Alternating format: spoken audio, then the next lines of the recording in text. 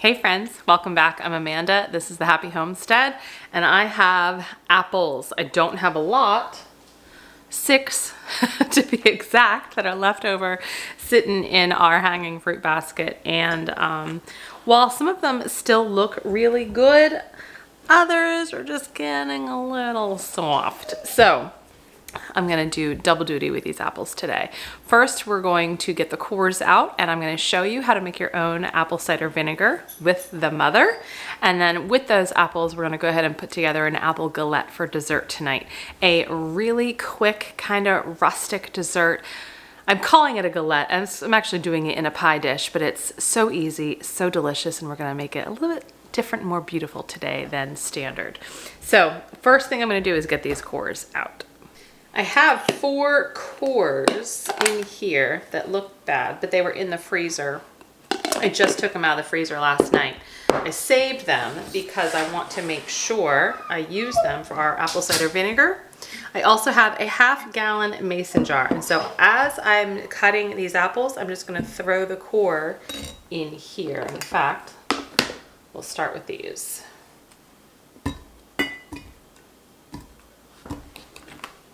And all I do is kind of literally what you saw is I kind of just square it off. I find that is the easiest way to do it. And we're just going to save our apples.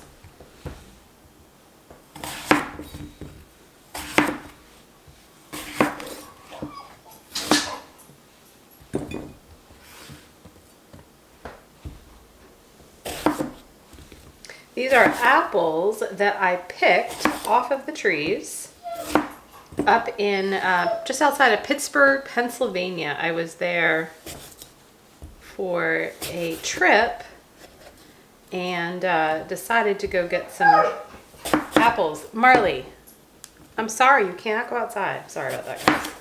The kids are playing ball and he wants to go out, but he needs to stay in because otherwise he's eating their balls. So anyway, I brought these back home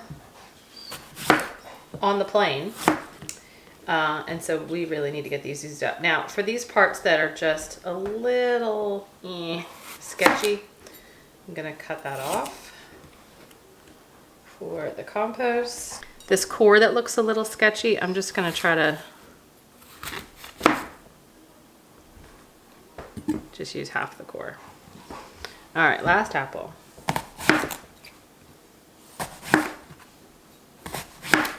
Ideally, you would be filling your jar up. It's not totally full, but it'll work.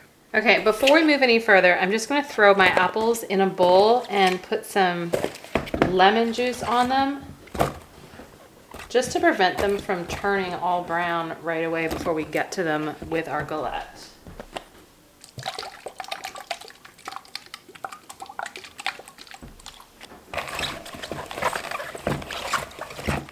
Okay, while the apples are sitting in the lemon juice, right, we'll get to the galette in a minute.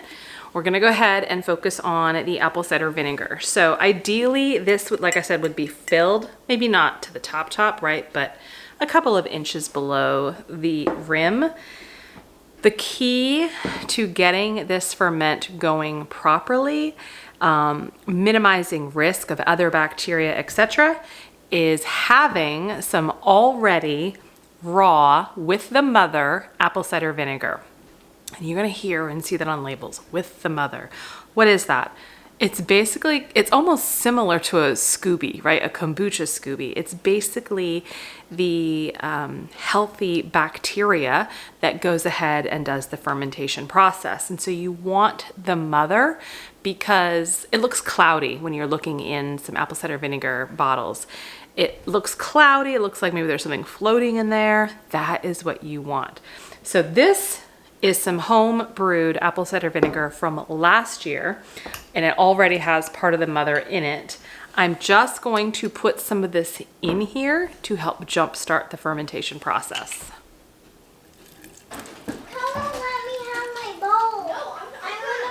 I would like to apologize because I am stopping and starting at probably random places because my children keep interrupting. All right, so I poured about a third, maybe a little more than a third of cup in, and again, just to help that get started. We are now going to fill this with filtered or spring water. So if you're on well water, as long as you have clean water, you're good, right? You can use bottled water if you absolutely have to use that. If you're on city water, you want to filter it, right? So maybe you want to go buy a jug of spring water, filtered water, etc., and use that, because you do not want anything in here to compete with these healthy bacteria. So I am going to go fill this with filtered water from our refrigerator. Okay, and you want the water to cover the solids. Now, obviously, they are floating. We're going to weigh them down, but I don't have to go much higher. I probably didn't even have to go this high because I don't have that many solids in here. I'm also going to put in about a teaspoon of organic cane sugar. It just, again, helps jumpstart that yeast and allow it to something to feed on before it gets to the cores.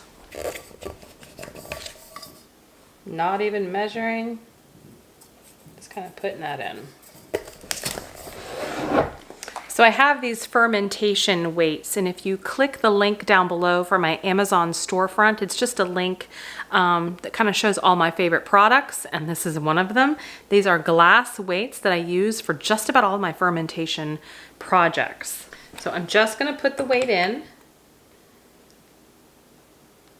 And the whole goal is just to keep all of those solids under the water line. Now, if things start to float up like little pieces of apple or whatnot, you just want to get that. You really don't want anything at the surface because that is where the mold would grow. But that's it. So now I'm going to get a clean piece of cloth. You want to make sure that you are using an absolutely clean piece of cloth that doesn't have any other bacteria, especially if you're doing sourdough in your kitchen. Don't use that same cloth. I'm going to just put that on there. You want it to be able to breathe.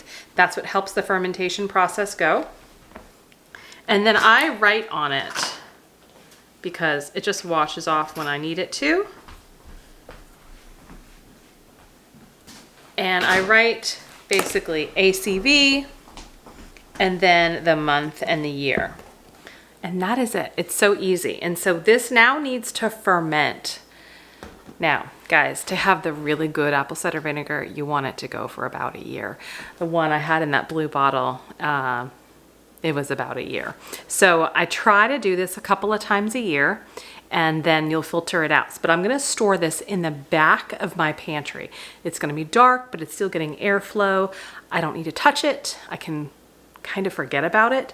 This is one that I did last month, and you can see not much has changed. You always want to check it periodically, making sure nothing is floating at the top and breaching that surface for mold. So this is the one I did last month. I just opened it because I wanted you to see. Do you see this? It's like a white kind of film. This is called Kahm yeast. It's K-A-H-M. And it's very normal within ferments. It's not harmful. You can just take it off and throw that away. But everything looks pretty good in here. So I'm just going to put the ring and cloth back on, but don't get discouraged by Kahm yeast at all. So that is in the back of the pantry, and I will check on it in about 9 to 12 months. The longer you let it ferment, the deeper the golden brown color it will become because of the yeast feeding on the sugars. So it's so easy. All you need is a little bit of apple cider vinegar with the mother to get a whole new batch started. Let's get working on our pie. I'm going to say pie, I'm going to say galette, maybe I'll call it a palette.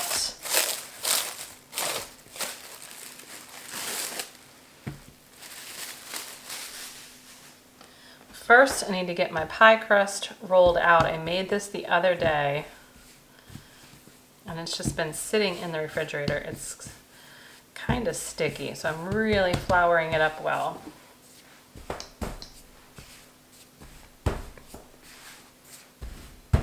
And you can see my chunks of butter. Well, maybe you can see that.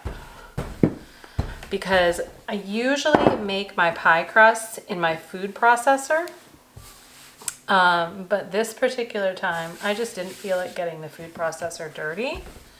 So I cut the butter in by hand, and it's so obvious to me that we've got these huge chunks of butter.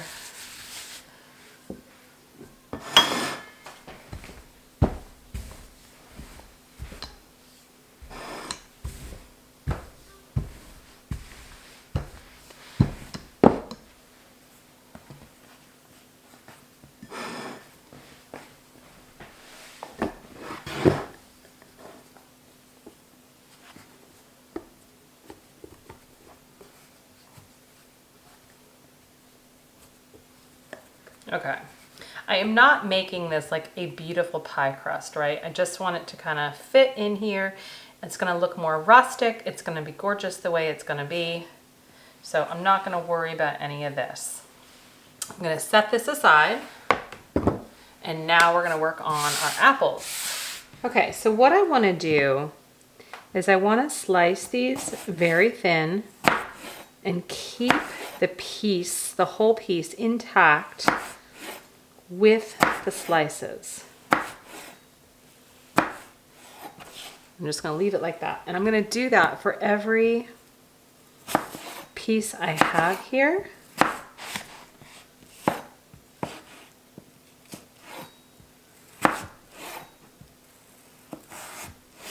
You need a very sharp knife and patience.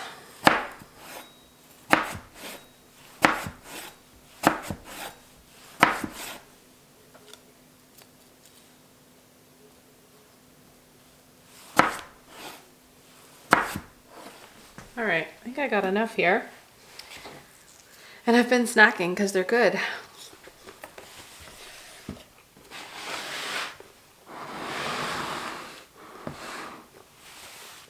I'm now going to take my sections and just very carefully kind of fan them out.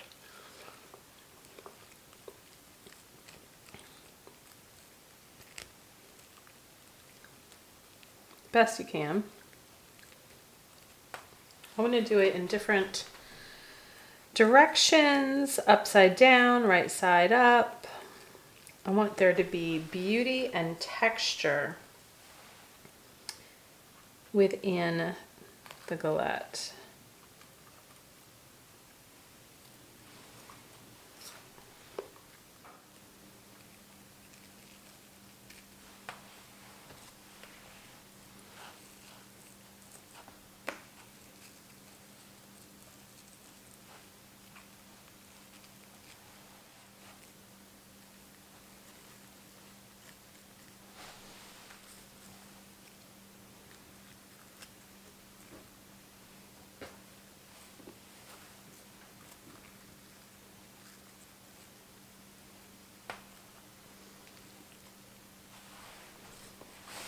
Okay, I've got a lot of apples left over, but I actually think that looks just enough.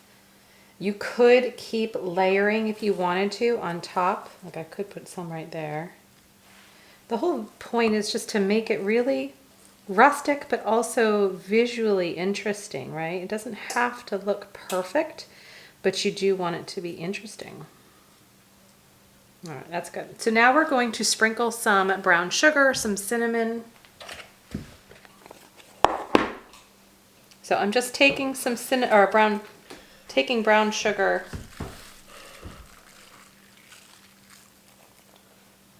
just sprinkling it, maybe about a quarter cup. We're not arguing anymore. It's behind me. Lightly sprinkle a little cinnamon.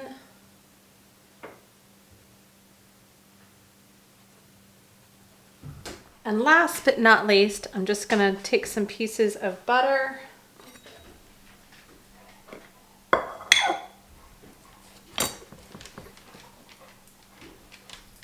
And sparingly put it in also.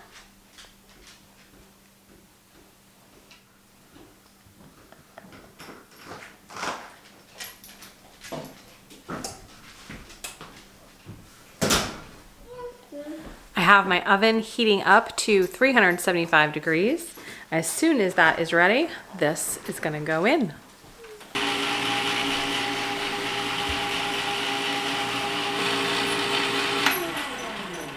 I had to make ice cream. That's the ice cream maker. To make an apple galette, I have to have vanilla ice cream, so I apologize for the noise. Look how gorgeous that is. So I baked it at, what was it, like 375 for about 30 minutes. But I would say the last 25 minutes, I actually put it under the broiler just to get a little bit more color, and I think it came out great. I'm really happy with it. So we'll let this cool. This will be our dessert tonight with some homemade vanilla ice cream. Thanks for joining today on the apple cider vinegar and apple galette journey. I hope you'll consider making your own apple cider vinegar. It really is so easy. It just takes patience, right? You just have to put it away, have patience, and remember to check it in about 9 to 12 months. But you'll have a really sustainable, healthy, probiotic-rich vinegar that you can use for various reasons. Now, one thing I want to say is you cannot use that for canning because you can't be guaranteed the correct acidity. So it's really just for cooking, dressings, etc., just not canning. All right. Thanks so much, guys. Stay happy, stay healthy. Bye-bye.